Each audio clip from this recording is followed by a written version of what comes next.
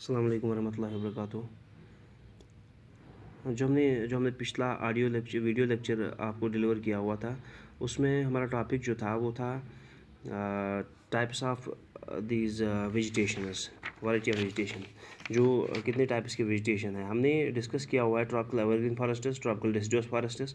Further हमने tropical deciduous forest को सब कैटेगराइज किया ट्रॉपिकल मॉइस्ट डिसिडुअस फॉरेस्ट में और ड्राई डिसिडुअस फॉरेस्ट्स में। आज हमारा टॉपिक जो रहेगा, जो पॉइंट ऑफ डिस्कशन रहेगा, वो है द थॉर्न फॉरेस्ट्स। और थॉर्न फॉरेस्ट जो है, इनकी हम बात करें, ये फॉरेस्ट थॉर्न फॉरेस्ट या स्कर्ब जो है, ये उन एरियाज़ में पाए जाते हैं जहाँ पर रेनफॉल जो है लेस दैन 70 सेंटीमीटर्स होता है। क्योंकि लेस दैन 70 सेंटीमीटर्स रेनफॉल जो है वो इस टाइप की वेजिटेशन को सपोर्ट करता है। क्योंकि लेस दैन 70 सेंटीमीटर्स की का जो रेनफॉल जो है, it means lack of moisture. इसलिए लैक ऑफ मॉइस्चर की वजह से ट्रीज़ जो ग्रो करते हैं, उन वहाँ पर उनके छोटे छोटे लीव्स होते हैं और वो थॉर्न्स को सपोर्ट करते हैं।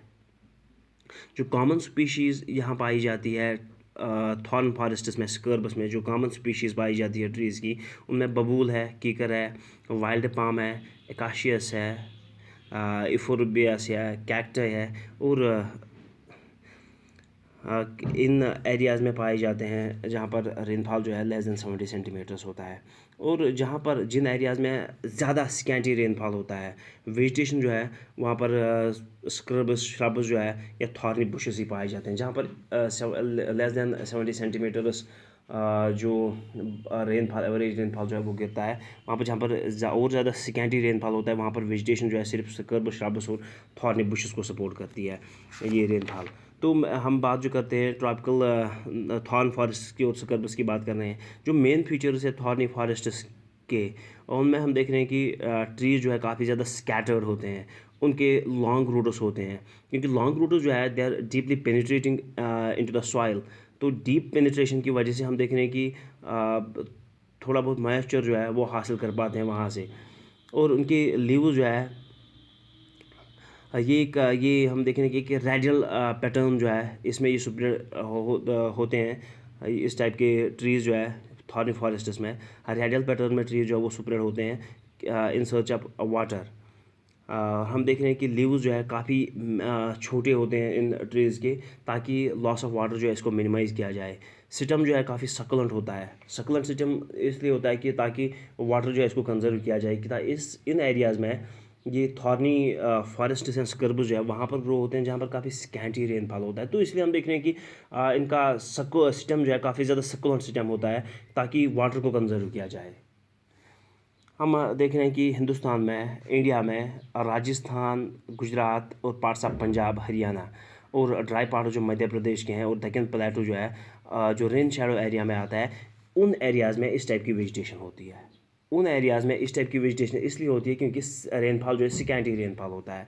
हमने इसको ऑलरेडी हम ये जान चुके हैं कि राजस्थान, गुजरात और पार्ट्स ऑफ पंजाब, हरियाणा जो है और dry parts of Madhya Pradesh जो है, वो रेन शैडो एरिया में पड़ते हैं। वहाँ पर कम रेनफॉल क्यों होता है, तो इन एरियाज़ में इस टाइप की वेजिटेशन पाई जाती है।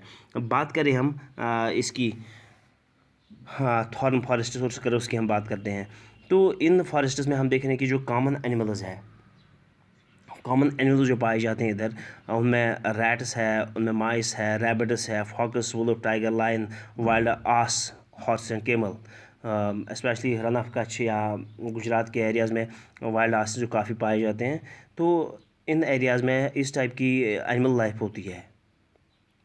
एक और टाइप की वेजिटेशन जो है, जिसको हम मैंग्रोव, जिनको मैंग्रोव फॉरेस्ट कहा जाता है, मैंग्रोव वेजिटेशन जिन्हें कहा जाता है मैंग्रोव फॉरेस्ट्स। एक और वैरायटी जो हमारे यहाँ वेजिटेशन की पाई जाती है मैंग्रोव फॉरेस्ट्स की।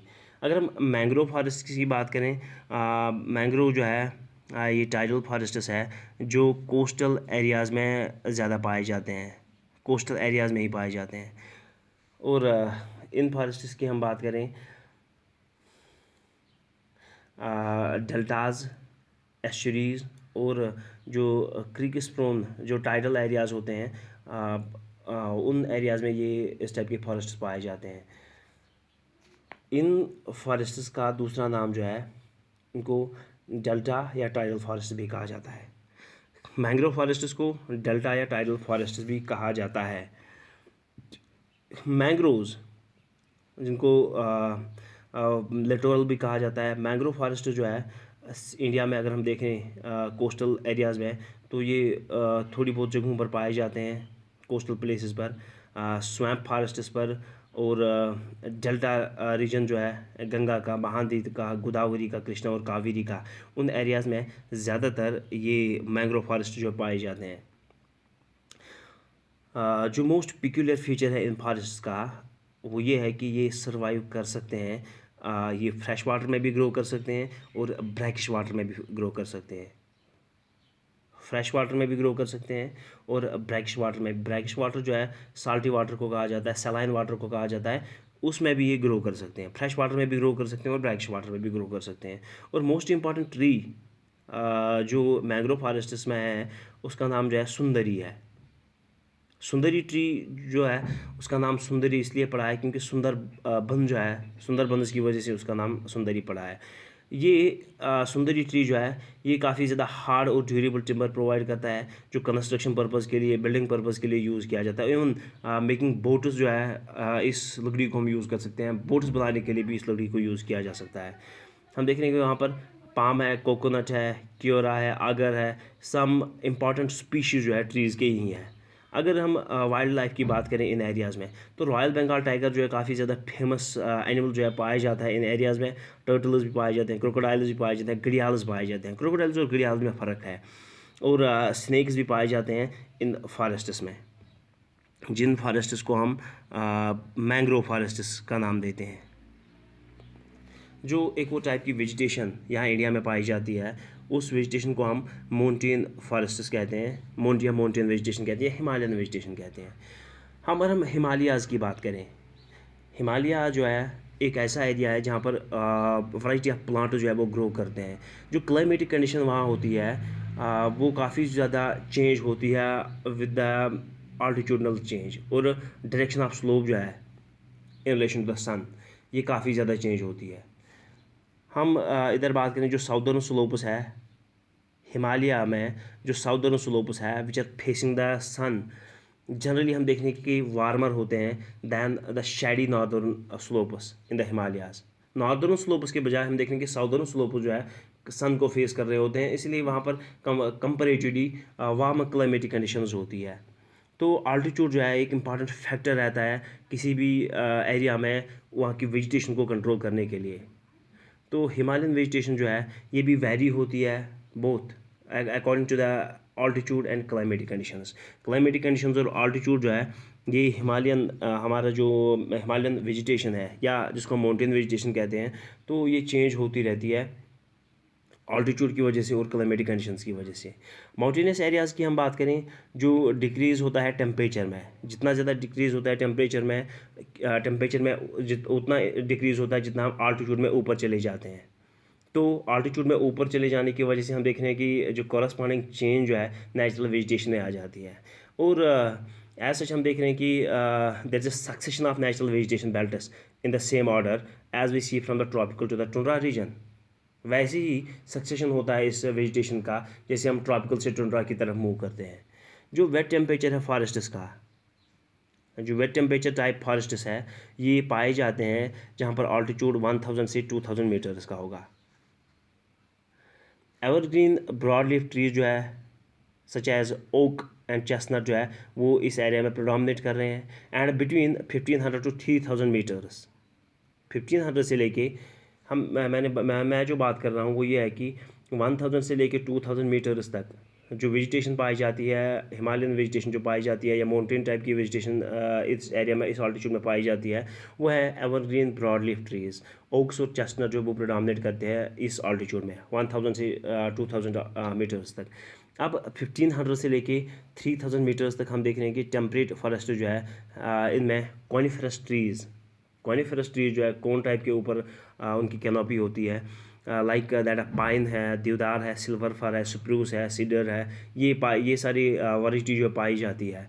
और ये फॉरेस्ट जो है ये they are mostly covering the southern slopes of Himalayas and places having high altitude in the southern and the north east India. उन एरियाज़ में इस टाइप के इस वैरायटी के ट्रीज़ पाए जाते हैं। तो हायर एलिवेशंस की हम बात करें, टेम्परेट ग्रासलैंड्स जो है काफ़ी ज़्यादा कॉमन है।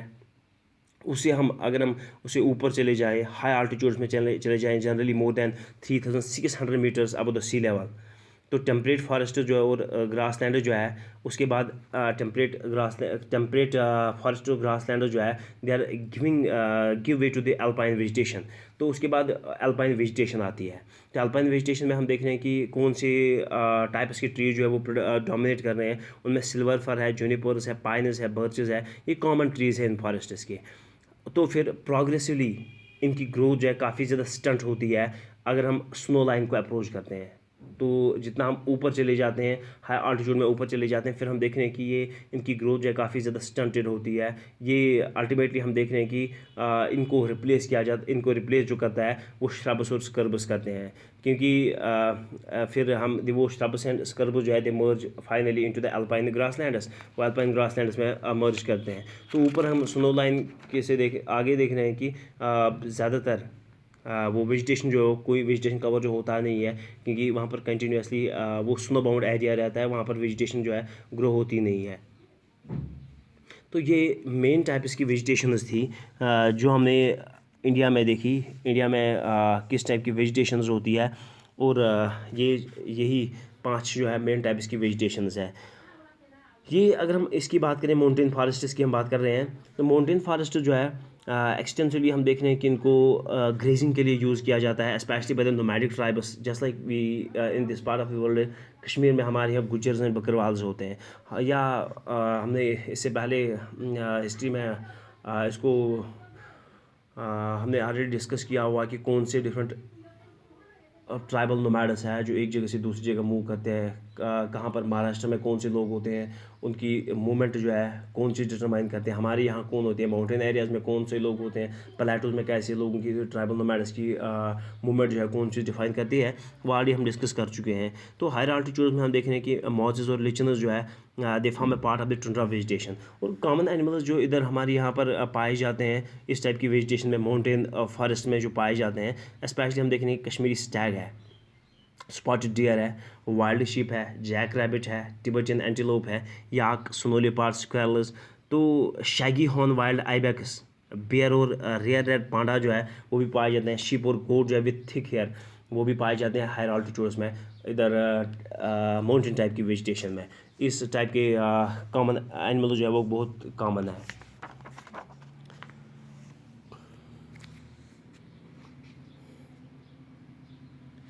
तो हमने इन सारे टाइप्स की वेजिटेशन जो इंडिया में पाई जाती है उनको हमने डिस्कस किया हुआ है। नेक्स्ट जो हमारा टॉपिक होगा वो होगा वाइल्ड लाइफ। इंडिया जो है कितना ज़्यादा रिच वाइल्ड लाइफ में है, ये वाइल्ड लाइफ जो है इंडिया की कितनी ज़्यादा रिच है, और इंडिया में कितनी सारी स्पीशीज़ जो पाए जाते हैं वाइल्ड लाइफ के, और इंडिया जो है हम इसकी पोजीशन क्या है, या इस इंडिया जो है कौन से इसने डिफरेंट स्टेप्स उठाए हैं जो एंडेंजर्ड एनिमल्स हैं उनको प्रोटेक्ट करने के लिए, हमारा नेक्स्ट टॉपिक होगा।